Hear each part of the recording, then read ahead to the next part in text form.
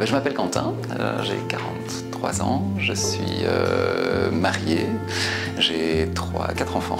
Moi c'est Émilie, j'ai 25 ans, je suis éducatrice spécialisée dans le secteur du handicap. Voilà, je m'appelle Anna, je suis l'épouse de Grégory depuis 16 ans. Nous sommes mariés depuis 16 ans. Nous avons la choix d'être parents de 2 enfants, Luca 14 ans et Gabriel 5 ans. Quand j'étais en secondaire, à l'adolescence, il y a mon prof de religion qui m'a appris un mot intéressant.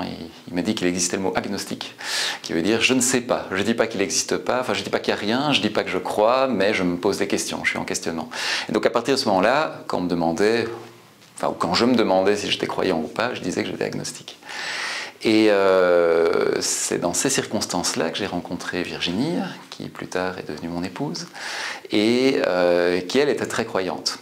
Et donc on s'est rencontrés à l'université quand on avait 18 ans, et on a forcément parlé de ce qui nous habitait, de ce en quoi on croyait, et je me suis rendu compte que finalement on avait les mêmes valeurs. Sauf que moi, je l'ai rattaché à l'humanisme, au fait à la fraternité, au fait d'être bien en tant qu'homme avec les autres hommes et femmes, évidemment. Et puis elle avait les mêmes valeurs, mais elle rattachait tout ça à sa foi.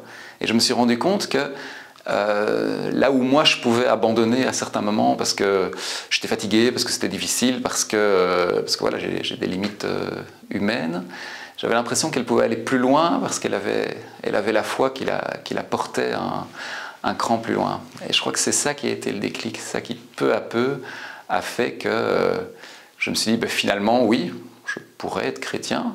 Je suis un peu plus qu'agnostique, j'ai avancé d'un pas.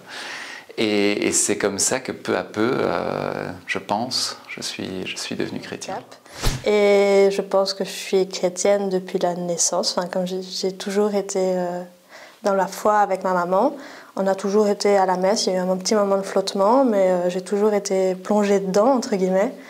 Et ça m'accompagne loin, tout le temps. Je suis aussi coordinatrice d'un groupe jeune de ma paroisse.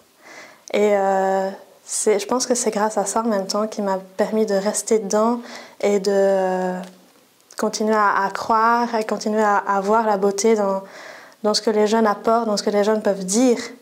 Parce que quand on fait nos réunions avec mes jeunes, on fait un moment un petit peu plus fun où on s'amuse tous, mais un moment aussi plus sérieux où là on voit vraiment ce que les jeunes peuvent apporter, ce qu'ils ont à raconter, leur passé, leurs blessures, mais aussi ce qu'ils imaginent, ce qu'ils ont envie de dire, ce qu'ils ont envie de croire. Et je pense que c'est ça qui me permet de rester et de dire je suis chrétienne, je le crie haut et fort, je suis chrétienne. Mon époux et moi, nous sommes mariés déjà à l'église, il y a donc 16 ans, mais c'était plus par tradition que par conviction. Et nous avions tout dans notre mariage, nous pensions que nous avions tout, donc nous avons de travail. Le projet de construire une maison, le projet d'avoir des enfants. Donc on a réalisé le projet de la maison, le projet du premier enfant. Et puis on s'est rendu compte qu'il nous manquait quelque chose dans notre vie. Et donc on essaie de combler ce vide par du matériel, par des vacances, par des copains qui venaient à la maison. Voilà. Et puis on s'est rendu compte que ce qui nous manquait, c'était quelque chose de plus profond, c'était le Seigneur, vraiment dans notre vie.